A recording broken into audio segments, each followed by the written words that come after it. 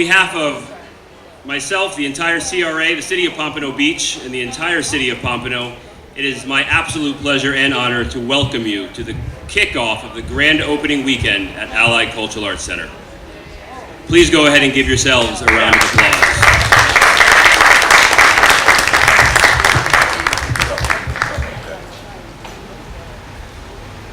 We're going to go ahead and get started with our program, and to kick it off, we'd like to invite up the Honorable Mayor, Mr. Lamar Fisher. Good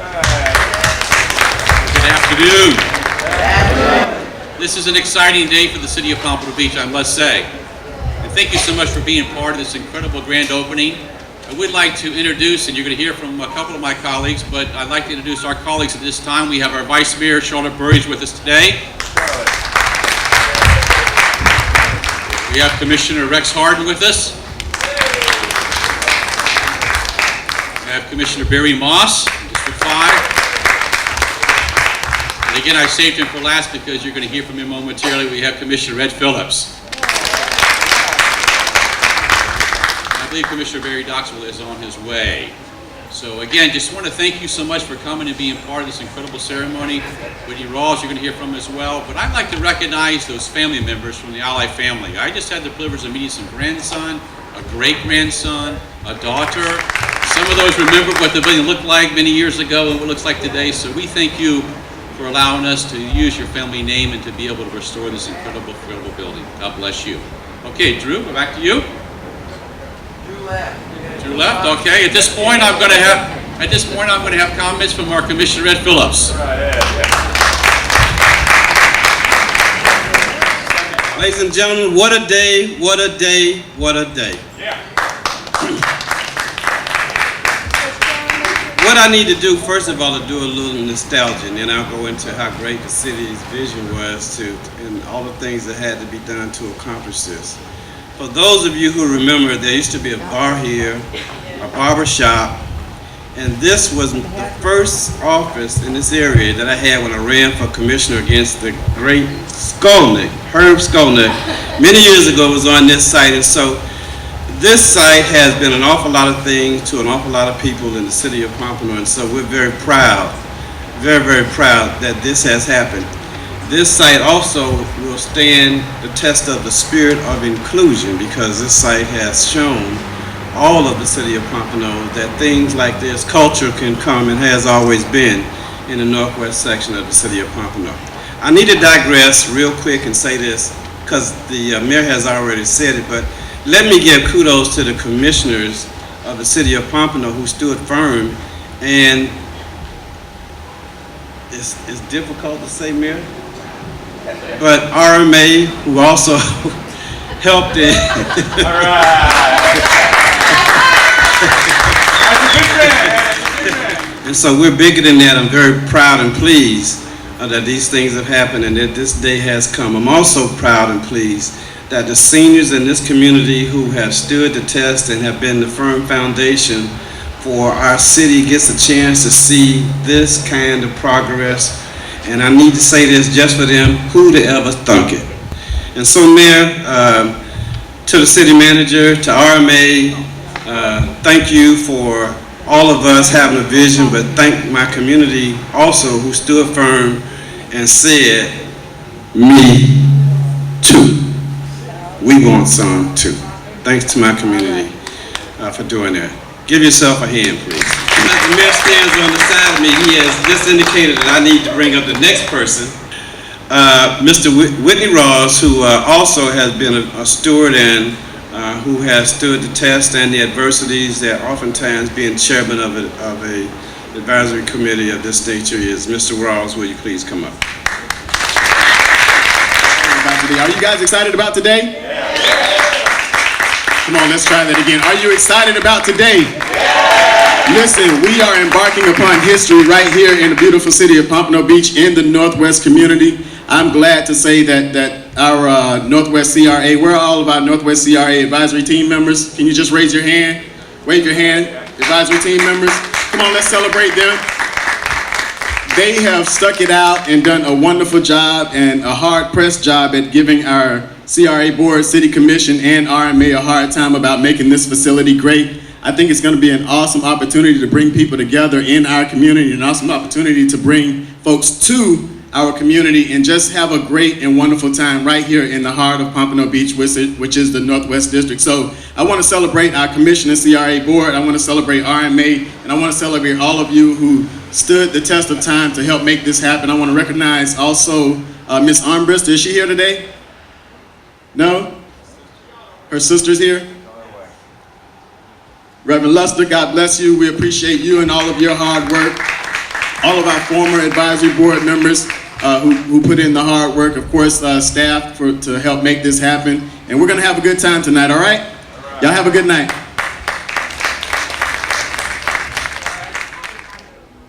Ready? On the count of three. 1, 2, 3.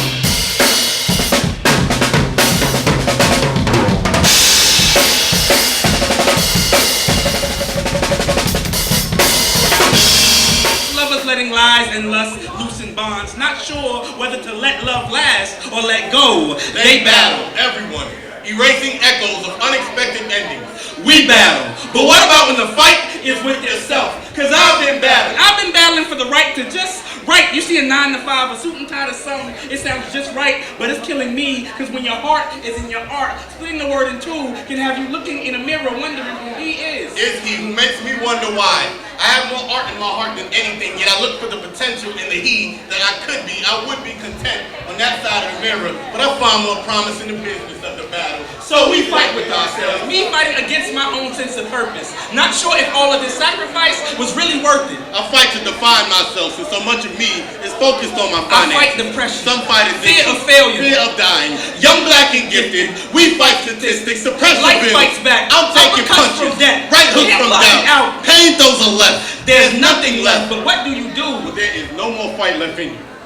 This city, my city is golden streets buried underneath uncertainty, yet we whirl with the heart of a tiger. That's Ely High School. I come to you by way of tornadoes. My city has taught me that as much as you know, you never know how much time you're gonna get, so you make the best of it. My city is atrocious. My city has taught me that through every trial you can find peace, so just allow me to speak my piece. See, I'm that girl who's chased a million dreams, soaked in the screams of the crowd. I hear them say my name out loud as if they were amazed, yet nothing seemed right.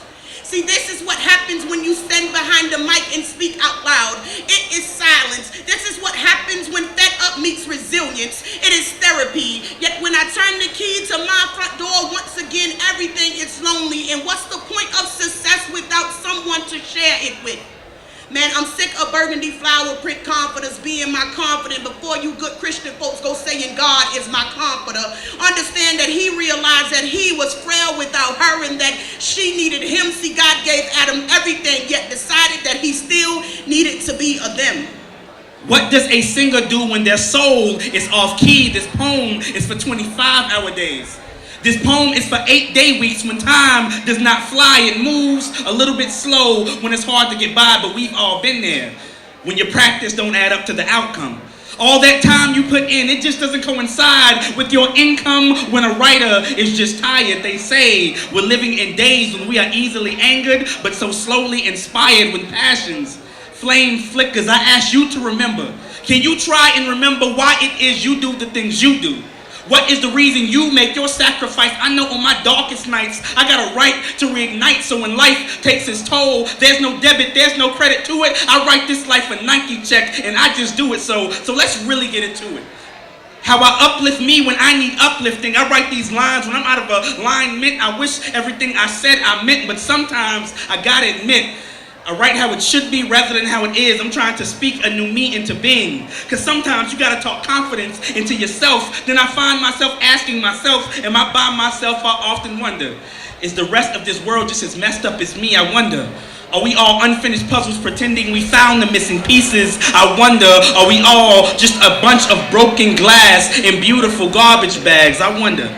There were birds flying from hillside trees singing songs that make me feel welcome. As if they had known I just arrived at a quarter of a century. 25 years of life still with me on a mountaintop, and all I could think is if I'm this close to God, there's got to be a chance he may autograph my prayers.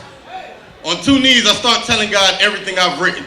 Since I sat down early in my upbringing, following this blood trail my pencil lead left on pages. I told God how I wrote to a 2nd grade teacher who seen the king in me. She told me I could play Martin in a play. I cried in a bathroom over stage fright, then flushed every fear I'd ever have of being black down the toilet. I told God a lot of things along the way, unsure if he could hear me. All the Hollywood dreams and king-size prayers from a twin-size mattress with the projects. They weren't scripted, but built 20 stories high. Now, I've literally climbed to the top of my dreams. Feel like I ran this world twice, no lie. Feel my heartbeat, the poems pump through my veins. Poetry forever, I will never stop writing. I swear to light up notebooks when these lights cut off and my prayers are coming from a broke place, because regardless. If you ever find yourself cruising I-95 north or southbound through Pompano Beach, Florida, and you take Atlantic Boulevard east, there is a stoplight soon as you get off on 6th Avenue that's there because of me. It was a warm night, 1986. My father fell victim to the crack epidemic. It wasn't until later on in life he would return my hero, but as for right now, who knows where he is on this night when my mother needs to get to where she needs to go. So she borrows a car. A 1969 turquoise green Cadillac sedan DeVille, a prized possession just bought of my big brother. Anything for mother, he hands her the keys. Walking to the car, she has an urge on the inside, which causes her to make a change on the inside. See, normally I'm in the back seat, but mom said that voice told me quite blunt, put the child in the front. It was me, you, and your sister. We were on our way to church, 95 northbound, Atlantic East, on time. She doesn't like to be late. Left indicator ticking like clockwork, waiting for the perfect opportunity to stop like tick, tock. Then life went quiet. And headlights that sound like screeching tires pierced the silence, and the light at the beginning of the tunnel seemed to be chasing us in the rear view. I wondered, did he even try to press the brakes? I wondered, did he try to swerve? Did he fall asleep? Was it a malfunction? Insert sky-cracked thunder over angry clouds. Head lightning struck a Cadillac, colliding, bending metal into origami trash cans. Slave master whiplashes. Our head snapped back like being struck from master. I wondered, did he put his hands up to protect his face? As his head hit the windshield, his blood spilt unsacrificially, a harsh punishment for his misjudgment, but us.